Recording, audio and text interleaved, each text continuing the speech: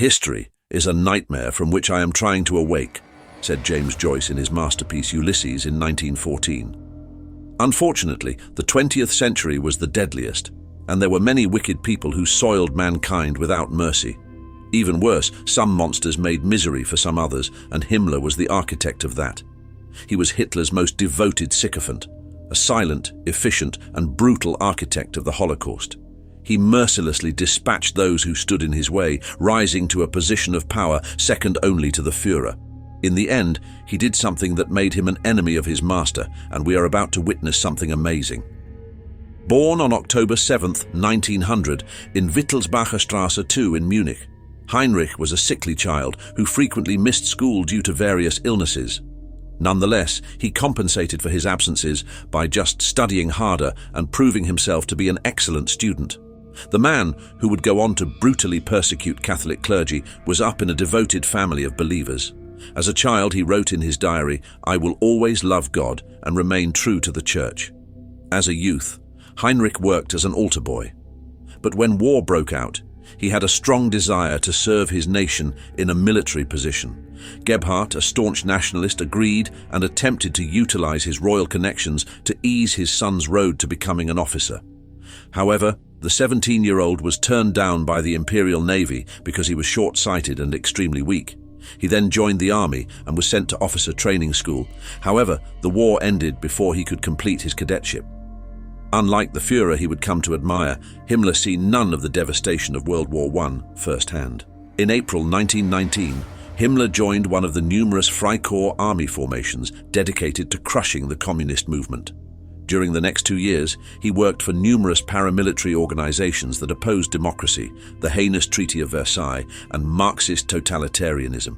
Young Himmler was disappointed that he had not fought on the front lines throughout the war, and now, without a clear direction, he sought a cause he could support and a leader he could admire.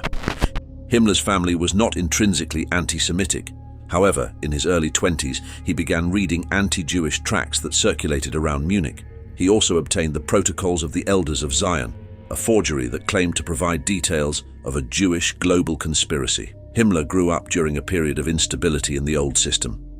The German people were defeated, their economy destroyed, and their mentality irreversibly wounded. This resulted in fear and depression. In the previous system, Himmler, the son of a royal tutor, would have had a safe place in society, but suddenly all bets were off. He would need to build his own route. Gerhard Himmler instilled in his kids the Teutonic belief that the German Aryan was the superior human being. What Heinrich witnessed on the streets of Munich in the early 1920s was the polar opposite of Aryan supremacy. The populace were rapidly descending into decadence and immorality. But this was not the fault of the German people. His studies convinced Himmler that all of the country's troubles could be attributed to a single group, Jews. Disgusted by what had transpired to his beloved German nation, the young Himmler began making plans to leave.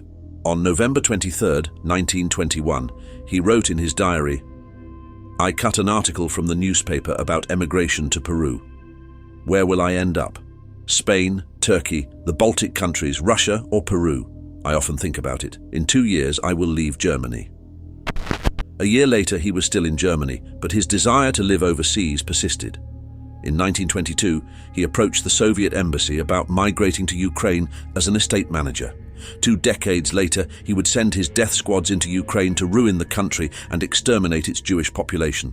But for now, his biggest aim was to be a quiet agricultural manager.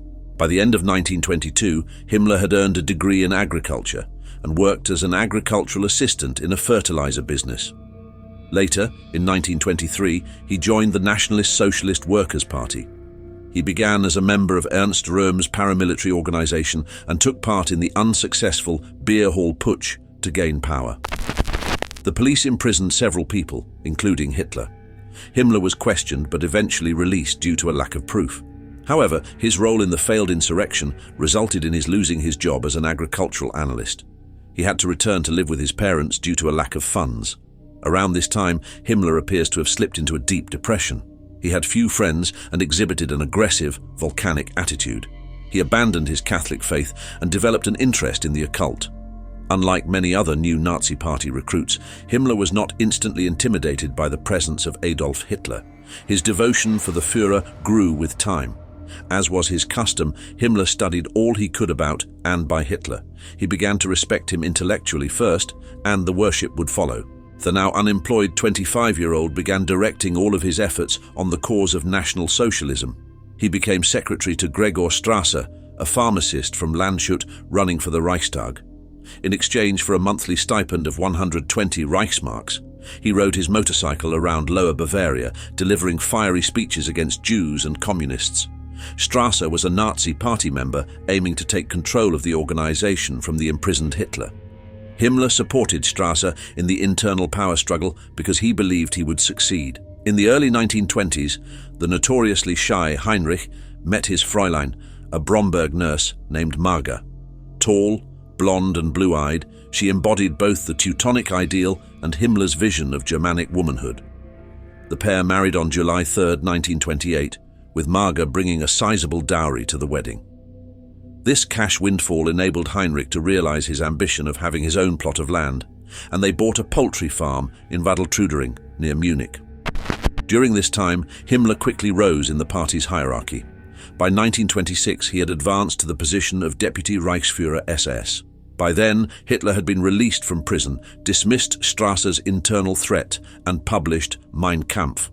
Himmler easily turned his loyalty back to Hitler. He devoured Mein Kampf, claiming that it held an incredible number of truths. Himmler's commitment to Hitler quickly became unconditional. By the mid-1920s, Hitler had realized that he needed a special protection squad. He required a squad of soldiers who were unquestionably committed to him and were willing to march against their brothers if necessary. Heinrich Himmler was the ideal person to lead such a group since he was so devoted to it. On January 6, 1929, Hitler designated Himmler as Reichsführer SS. At the time, the SS was a tiny division of the larger SA, led by Ernst Röhm. The SA was Hitler's private army. The fighting ability of its men was doubtful, but Röhm perceived its strength as derived from sheer numbers. In comparison, the SS was a much more exclusive organization. Members donned black-peaked caps with skulls on them, as well as black-bordered swastika armbands. The new role was great for Himmler. From a young age, he idolized and was fascinated by the Praetorian Guard, Roman Emperor's elite protection unit. He had the potential to create his own modern-day Praetorian Guard. He quickly started putting his own stamp on the SS. He had belt buckles manufactured that read, "SS man, loyalty is thy honor." He also devised a simple motto for his men, "Be more than you seem." When Himmler took command, the SS had roughly 200 soldiers. A year later, the number had risen to little over 1,000. By June 1934, it had risen to 50,000. In 1931, Himmler established 1C, an SS squad directed by a fresh rising star, Reinhard Heydrich. Heydrich's team compiled a card inventory on every communist, Jew and Freemason in Germany, who were considered the Nazi Party's worst adversaries. The SS also started to consolidate its own intelligence network. In May 1933, the organization was renamed the Sicherheitsdienst, SD, or Security Service. In 1934, Himmler's SS was officially separated from the SA. They became known as the Black Shirts. However, in order to completely implement his ambition, Himmler needed to remove Röhm's power. Röhm's position as chief of the SA, a 3 million-man private army, elevated him to the Reich's second most powerful figure, and Himmler had his own goals for the role. Himmler began whispering in Hitler's ear, questioning Röhm's devotion. He capitalized on the Führer's paranoia and worry that his second-in-command posed a challenge to his leadership. It was an insidious whispering campaign in which Heydrich's SD played an important role. When Hitler was convinced that Röhm posed a threat, Himmler presented him with a death list of all SA members involved in Röhm's operation. Being on that list was a death sentence, and in order to secure his position, Himmler included persons against whom he held a hatred. He had now taken on the role of the Dark Horseman, eager to do everything to attain his own goals. On June 30, 1934, Hitler took action. He mobilized SS members across Germany to arrest SA leaders, who were ultimately imprisoned and shot. Himmler and his SS defeated Röhm and his SA, and Himmler became the most powerful man in the Third Reich, second only to Hitler himself. With the SS securely under his control, Himmler proceeded on the most terrible phase of his career, fulfilling Hitler's ideal of racial purity. Himmler believed in the concept of the Aryan master race and considered himself as the preserver of its purity. To this purpose, he oversaw the implementation of the Lebensborn program, which urged SS members and other racially pure Germans to have as many children as possible in order to grow the Aryan population. However, the most notorious aspect of Himmler's legacy is his major involvement in planning the Holocaust.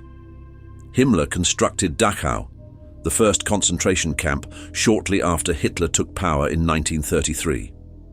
Originally intended for political prisoners, Dachau served as the model for the network of extermination camps that would eventually extend throughout Nazi-occupied Europe. Following the invasion of Poland in 1939, Himmler was tasked with monitoring ethnic German resettlement in newly seized territory.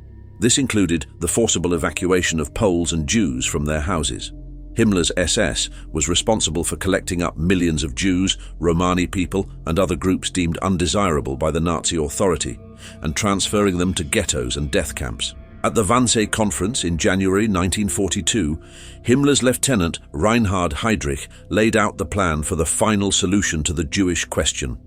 This plan intended for the systematic annihilation of the Jewish population. Under Himmler's orders, the SS extended existing concentration camps and constructed extermination camps like Auschwitz, Treblinka, and Sobibor, where millions of people were slaughtered in gas chambers. Himmler was a frequent visitor to these camps, personally inspecting the facilities to ensure they ran smoothly. He was thorough in his preparation, continually looking for methods to increase the speed and scope of the mass slaughter. Regardless of the severity of his crimes, Himmler maintained his conviction that he was pursuing a great cause. As World War II swung against Germany, Himmler's belief in ultimate victory began to wane.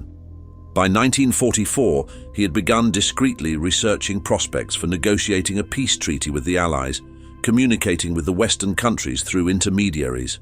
However, these efforts were mostly ineffective, and Himmler remained openly faithful to Hitler.